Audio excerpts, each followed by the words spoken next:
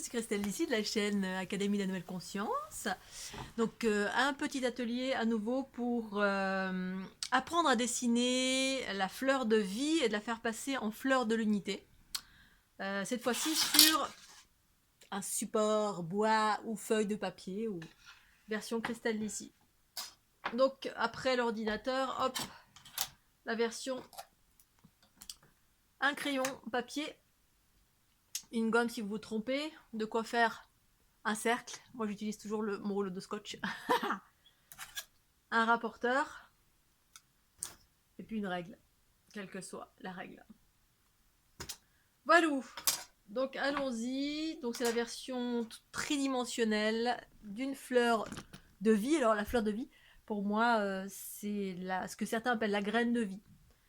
C'est-à-dire 6 sphères plus 1 égale 7 sphères. C'est ce qui est au cœur de la fleur de vie, ce que certains appellent la fleur de vie, mais qui, de mon point de vue, ne s'appelle pas comme ça, qui appartient de ma conscience, s'appelle le cœur de ce qu'il y a ce qu'il y a au cœur de la fleur de vie, ce que certains appellent la graine de vie, moi j'appelle ça la fleur de vie. Et ensuite, l'expansion de cette fleur, c'est la grille de la fleur de vie, la grille vibratoire, qui est le monde dans lequel on évolue. Bref, tout ça est une histoire de verbiage. Je vais vous expliquer comment moi je la dessine avec mes petits doigts. On va commencer tout de suite. Je vais changer la caméra, le point de vue. Hop, hop, hop, hop. Et ça bouge. En espérant que ce soit suffisamment clair pour vous. Je vais augmenter. Peut-être pas trop quand même. Hop, hop, hop. Hop, hop, hop. Voilà.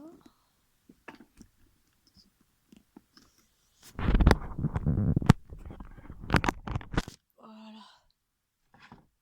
Alors, on trace une ligne droite. Ce que j'avais déjà fait. Alors moi je fais plus ou moins au pif, parce que là c'est vraiment... Je veux pas prendre trop de mesures, mais un petit peu. Ensuite, dans l'aspect, un petit peu comme ça aussi. Mais là on va tracer légèrement, pas trop fort. Alors si vous voulez que ce soit vraiment à angle droit, prenez une équerre. Moi j'en ai pas. Si vous voulez que ce soit vraiment bien comme il faut, voilà. Ah, j'ai poussé là. Bien comme il faut droit. Prenez une équerre. Moi je le fais pas, je vais le faire plus ou moins au pif.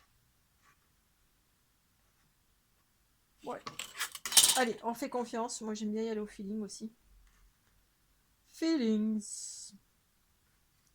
Donc là, cette petite ligne, dans ce sens-là, va me permettre, c'est ce qui va me permettre d'avoir on va dire un petit, pour pouvoir tracer mon cercle. Il y a besoin d'un quadrillage. Bon, je crois que c'est pas très droit. Bon, c'est pas grave.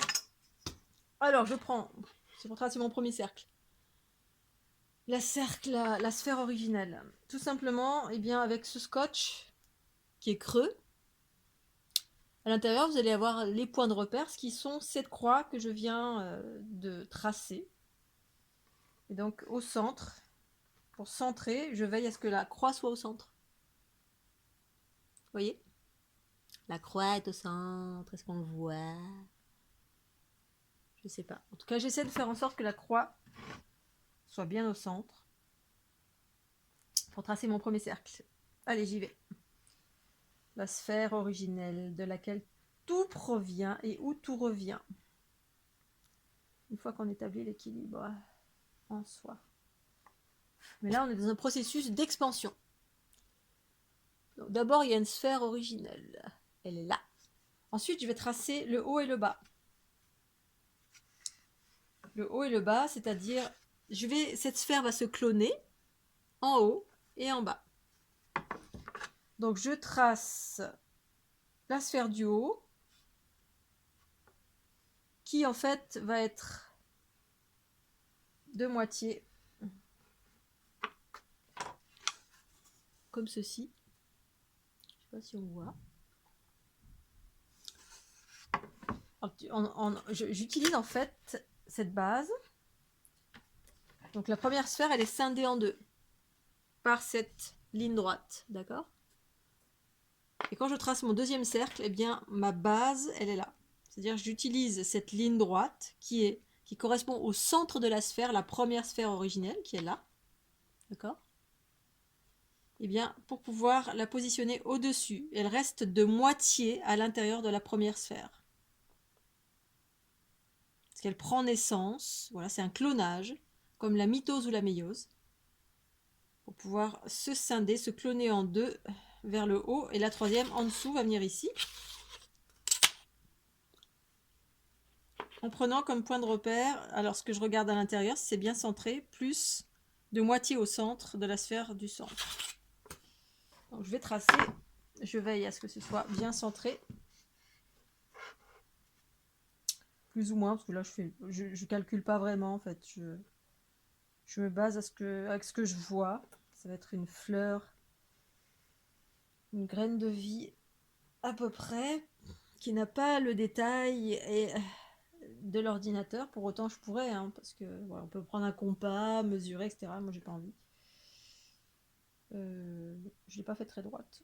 Oh, flûte alors. J'ai pas été centrée. Est-ce que je gomme? Ouais, allez, je gomme. Gomme, gomme. Gomme, gomme. Gomme, gomme, gomme, gomme. Allez, on refait. Centre-toi. Cristal, toc. Voilà, au centre, c'est là. Je trace ma troisième sphère. Je retrace celle du centre. Un petit peu gommée. Ok. Voilà. La la la la la la la la la la. La la la la la la la la la la. La la la la la la la la. Oh. Oh. Voilà. Donc là, on a 3 sphères. Celle du centre qui s'est clonée en 2, formant 3 sphères. C'est le processus de la trinité. Donc on a mis dans un contexte de religieux ou spirituel, ou en fait c'est un processus mathématique de la géométrie de lumière qui se clone. La sphère 1 se clone en 2, formant ainsi 3 sphères. 1, 2, 3. Et ensuite elle va encore se cloner 1, 2, 3 pour faire 4 sphères, plus celle du centre 5. Pour venir former la création d'un être humain qui correspond à cette fameuse fleur de vie ou graine de vie. Alors, là, on a besoin d'un rapporteur. Donc, la croix au centre, ici, vous avez un trait qui est dans ce sens et un trait qui est dans ce sens, d'accord? Vous allez utiliser le trait horizontal pour mettre votre rapporteur, le caler la croix du rapporteur sur le trait horizontal, et vertical pour avoir le repère ici, si vous êtes bien droit. Et là, vous allez compter 60 degrés. 10, 20, 30, 40, 50, 60. C'est ici. Oh là là. C'est rare que je fasse avec un rapporteur. Hein. C'est la première fois. Donc là, notre premier point de repère pour pouvoir tracer une ligne comme ça, en fait. D'accord? Parce qu'on fait une forme en tridimensionnel. Ensuite, je tourne dans l'autre sens pour avoir les 60 degrés dans l'autre sens. Donc je le mets bien au centre de la sphère avec la croix. 10, 20, 30, 40, 50, 60 degrés. Voilà, on a le deuxième. Donc là, je trace tout simplement. Ça me fait passer au centre, normalement. Si c'est pas tout à fait au centre, bon, c'est pas grave. On expérimente, puis en faisant du pas tout à fait parfait, c'est pas grave.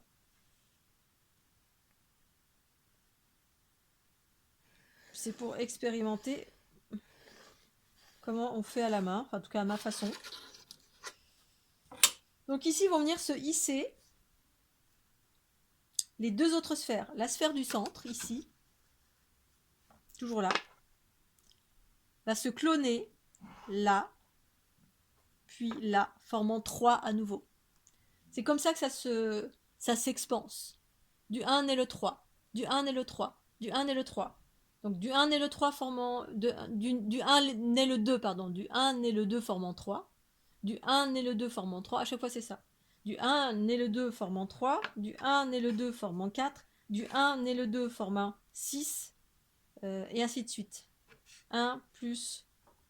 Le 1, du 1 provient tout, en fait. Alors, on va dessiner de ce côté-là. Donc, on utilise tout simplement la verticale qui est là pour pouvoir se centrer son cercle. Hein, la verticale, ça veut dire que, hop, je vais mettre la ligne au centre, ce qui me permet de... Eh bien, d'avoir des repères pour mettre la sphère au bon endroit. Et j'utilise toujours le centre du cercle. C'est-à-dire, ici, il y a la sphère originelle, d'accord? La sphère originelle qui a un centre. On met le rouleau de scotch, la base, c'est-à-dire le bas du rouleau de scotch, au niveau du centre de la sphère originelle. Et ensuite, je me base sur... Je regarde à l'intérieur de mon rouleau de scotch. Hop. Donc j'ai la verticale qui scinde en deux la sphère. Là où je vais faire mon dessin. Donc c'est comme ça que je vais faire mon dessin. Pop, pop, pop, pop. En basant sur... Voilà. C'est de l'à peu près. Mais c'est pour vous donner une idée. J'ai fait un beau cercle tout autour. Oh, c'est beau. Oh, c'est beau les cercles. Oh, j'aime bien. Donc on a fait d'un côté, maintenant on va faire de l'autre. C'est toujours les complémentaires. Voilà. Les deux ensemble, on va dire les opposés ou les complémentaires. De l'autre côté, la même chose.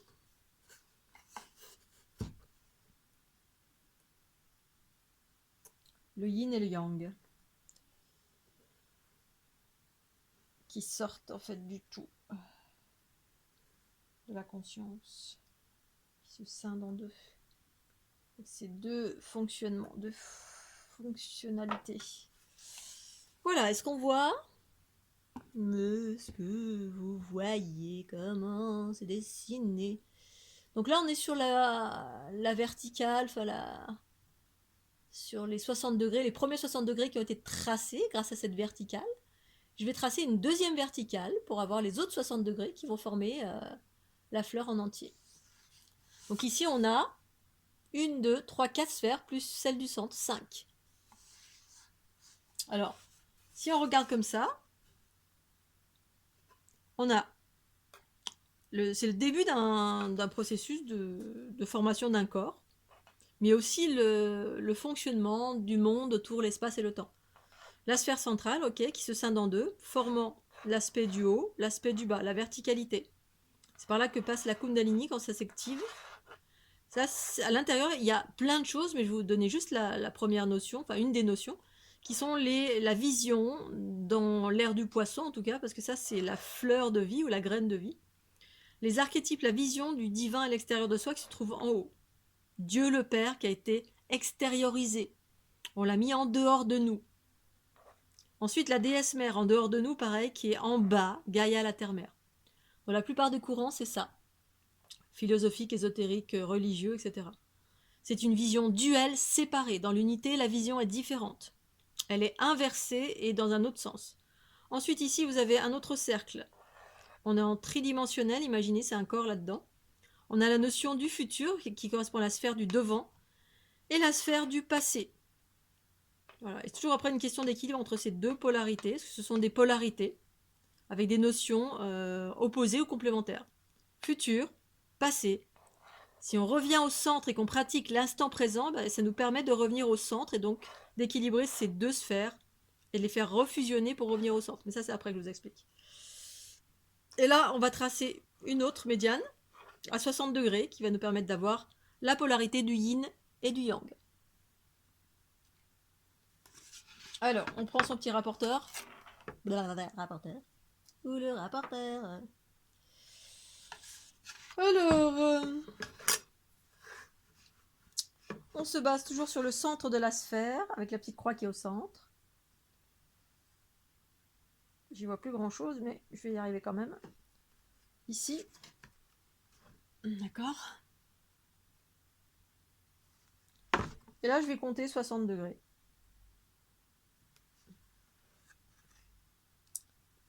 10, 20, 30, 40, 50 et 60.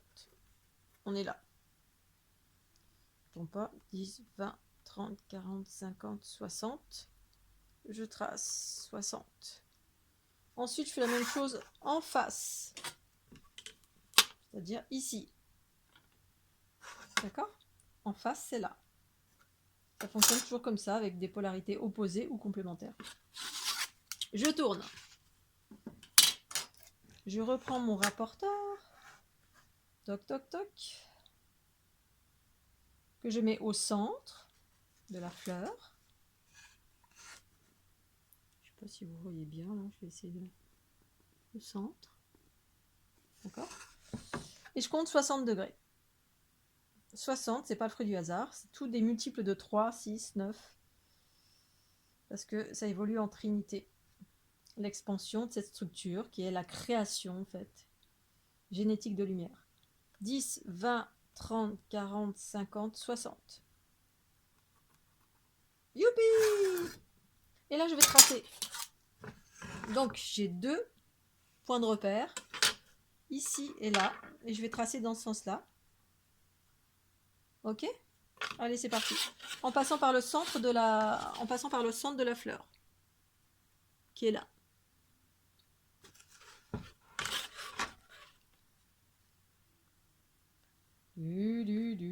Alors, si ça passe pas bien au centre, c'est pas grave, hein, on expérimente. Même si on fait des erreurs, c'est pas grave. C'est fait pour ça, les expériences.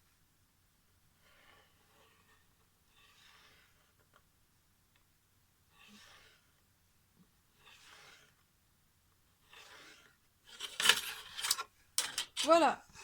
Ma médiane est tracée à 60 degrés. 60 degrés de la ligne droite qui est ici. Ici, il y a une ligne droite que j'ai tracée au tout début. Je suis à 60 degrés. Comme ça. 60 degrés. Et la même chose de l'autre côté. Et là, le long, eh bien, je vais hisser, cloner mes sphères. À partir du centre toujours, je me mets au centre là. Et j'ai cloné une sphère. Puis une deuxième. C'est un processus de trinité, une fois encore. De la création. Géométrique. Je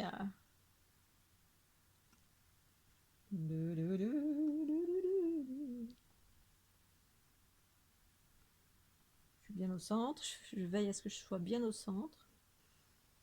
Et je trace mon cercle.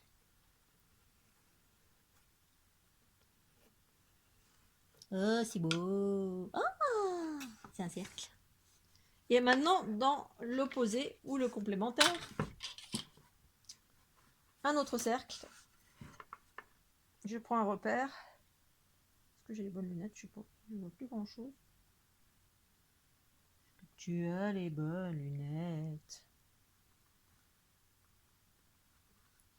Et je trace. Une fois que c'est bien centré à l'œil, je regarde. Je fais tout à l'œil, hein, alors évidemment. Ce ne sera pas la même précision que sur mon ordi. Je peux avoir la même précision, mais là j'ai la flemme de prendre un compas ou tout mesurer au micron. C'est juste pour vous montrer un petit peu, voilà, la graine de vie ou la fleur de vie. Moi j'appelle ça la fleur de vie, qui est au centre de ce que les autres, la majorité, appellent la fleur de vie. Donc on a ici 1, 2, 3, 4, 5, 6 sphères plus une. On est dans une vision tridimensionnelle. Nous avons ici le haut et le bas, comme je vous ai expliqué tout à l'heure. La notion du futur et du passé. Haut, bas. La représentation de la divinité à l'extérieur de soi, Dieu le Père en haut, la déesse mère en bas. À l'extérieur de soi, ça c'est la vision duelle, patriarcale, où la divinité a été extériorisée et inversée par rapport à l'unité. En tout cas, par rapport à mon unité, où c'est pas comme ça. que c'est exprimé. Mais pour autant, c'est juste et parfait, parce qu'on a vécu une ère patriarcale qui correspond à un cycle évolutif de jeunes enfants qui évoluent sans le principe féminin, qui est voilé, on va dire caché. Maman est cachée. Ensuite, donc au bas, la notion du futur et du passé, et la notion du yin et du yang. Tout ceci composant un être humain, c'est un corps, c'est la structure d'un corps humain, de l'ère du poisson. Sauf que les sphères que vous voyez ici, 6 sphères plus 1, 7, 7 plans, 7 chakras, correspondant au plan de conscience bien du patriarcat, de l'ère du poisson, qui est en train d'évoluer vers beaucoup plus davantage de plans, de multidimensionnalité, etc. Mais cette multidimensionnalité, ces nouveaux codes surgissent à partir du moment où ces sphères sont équilibrées. Équilibrées, ça veut dire quoi? Ça veut dire tout simplement que ces sphères, elles ont été déséquilibrées, comme j'ai expliqué dans l'autre vidéo. Elles sont plus petites l'une que l'autre. Si on est trop dans le futur, bah c'est déséquilibré. Si on est trop dans le passé, dans nos considérations, parce que le mental, en fait, c'est ce qui fait quasiment tout. En fait, il ordonne. Voilà, ça manifeste des choses. Si on est trop dans le haut, trop dans le bas, si on est trop dans le masculin ou trop dans le féminin, eh bien, il y a une sphère qui va être plus petite qu'une autre. Et tout ceci fait que la structure est déséquilibrée. Tant qu'elle est déséquilibrée, eh bien, on ne peut pas revenir au centre. Et le centre, ça correspond à l'unité. L'unité, c'est que les sphères sont absorbées. Elles s'équilibrent d'abord et ensuite elles fusionnent pour ne refaire plus qu'un, revenir au centre. Et c'est ça l'unité, c'est un processus qui correspond à un cycle, à la fin d'un cycle évolutif, quel qu'il soit. Il y a un cycle évolutif, c'est un cycle de séparation, c'est-à-dire c'est un cycle d'expansion. La sphère 1 se scinde et se sépare en se clonant pour faire des expériences. À travers ces expériences, en tout cas là c'est un cycle de jeunes enfants, à un moment donné on arrive vers l'unité. L'unité c'est refaire le 1, retourner au centre, retrouver la sphère 1. Pour cela il faut s'équilibrer, équilibrer les sphères. D'accord? C'est littéral, c'est-à-dire quand on s'équilibre, qu'on pratique par exemple l'instant présent, eh bien hop, ça permet de retourner dans cette sphère originelle. Bloup! Et à travers le retour dans la sphère originelle, on transforme tous les agrégats du passé négatif. C'est un processus de transformation. Tant qu'on n'équilibre pas tous les différents aspects, c'est-à-dire 1, 2, 3, 4, 5, 6 aspects en soi, basiques, correspondant à l'ère patriarcale, l'ère du poisson, eh bien, on ne peut pas retrouver l'unité, ni une forme d'unité, parce qu'il n'y en a pas qu'une, mais le premier processus d'unité. Et donc, on ne peut pas cloner cette structure-là, parce que c'est, une fois qu'on trouve l'équilibre, et que ça fusionne, ça revient au centre, eh bien, cette structure-là qui compose notre corps se clone en totalité. Cette fleur en totalité se clone. Et c'est comme ça, en fait, qu'on trouve le premier stade de la fleur de l'unité en soi, où on obtient à ce moment-là, par clonage de cette structure en entier, et non pas une sphère après l'autre, parce que ça compose un corps humain, eh bien, ça se clone, et ensuite ça se tourne. Il y a un sens giratoire, ça se tourne à 30 degrés, d'accord? Parce qu'en fait, on va vers l'infiniment petit. Ça se clone d'abord, et ensuite ça se modifie, ça prend un nouveau chemin à 30 degrés. Et c'est ce qu'on va faire maintenant au niveau du dessin. Peut-être je vais faire une autre petite vidéo pour pas que ce soit trop long. Donc ici on a la fleur de vie ou la graine de vie selon votre verbiage ou vos croyances ou ce que vous avez appris. Et maintenant je vais vous montrer comment on clone cette structure. Donc là je vous donne mes critères, ma conscience de ce que je vis dans mon corps depuis 2012. Et pour aller vers la fleur de l'unité. Allez, bye bye! À la prochaine petite vidéo. Bye bye, tchuss.